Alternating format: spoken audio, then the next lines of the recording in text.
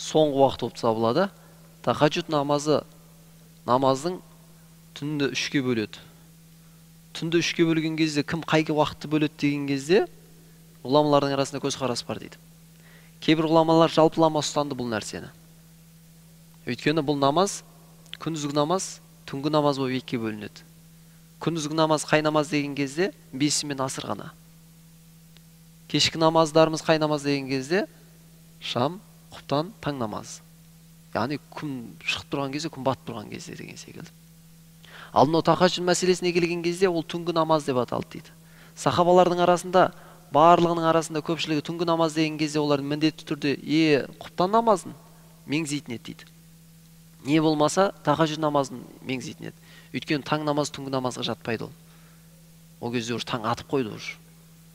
Сондықтан да шам намазына келген кезде шам намазы түнгі уақытқа жатпайды дейді. Ол кешкі намазға жатады деді.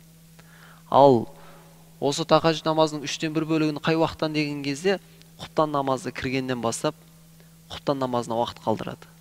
Құптан намазы қанша уақыт алады? Міне одан кейінгі уақыттан бастап таң намазы кіретінен алдыңғы уақытта ұстанады. Міне осы уақытты 3-ке бөледі ол. Кейбіреулер мысалы құптан намазынан таң намазының арасын 3-ке бөледі. Жоқ, ол құптан намазы, құптан оқылады ол жерде. Таң намазы құптан уақыты кірген кезде құптан намазы оқылады. Құптан намазы оқылатын уақыттың біткенінен бастап таң намазының кіретін уақытын осы уақыт алады. Осы уақытты 3-ке бөледі. Осы уақытты 3-ке бөліп барып ең соңғы уақытында не алады дейді? Тахаджуд намазын оқиды дейді. Кейбір адамдар айтты, тахаджуд намазда ұйқы шарт па, шарт емес па деп. Мысалы кейбіреулер сменде тұрады. Түнмен ұйықтамайды. Түннен 3-тен 1 уақытына жеткен кезде ол намаз оқитын десе, ұйықтамаған ол. Оның оқыған намаз тахаджудке жата ма, жатпай ма деген мәселеде. Жақсы ма? Оны жаңағыдай кейбір ғұлама айтты, ол жатады деді.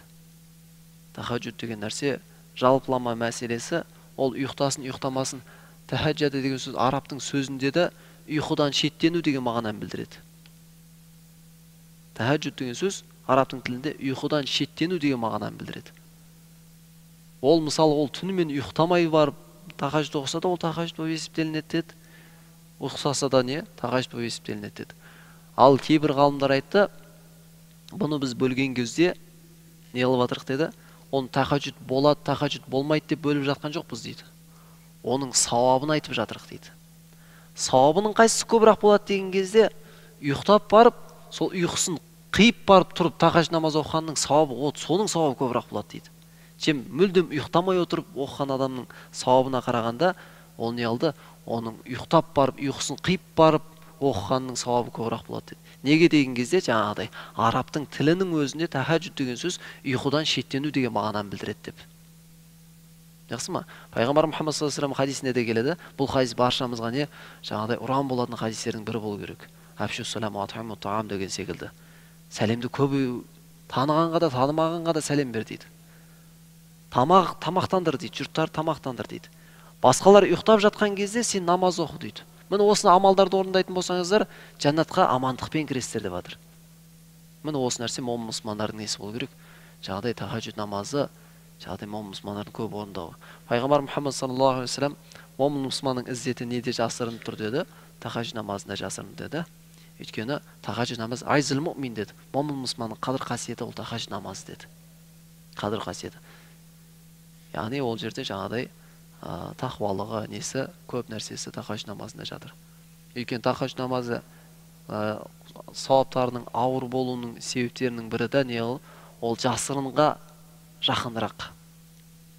Жасырын оқуға жақынырақ. Ал жасырын оқыған нәрсенің барлығының сауабы не болады? Көбірек болады. Пайғамбар Мұхаммад саллаллаху алейхи ва саллямның хадисінде келген, 2 көз тозақта күймейді деді.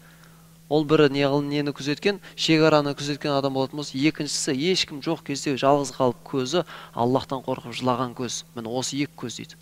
Жалғыз қалған кезде, ешкім көрмейтін кезде. Тахаджуд намазы көбірек не болады? Ешкім көрмейтін уақытта болады.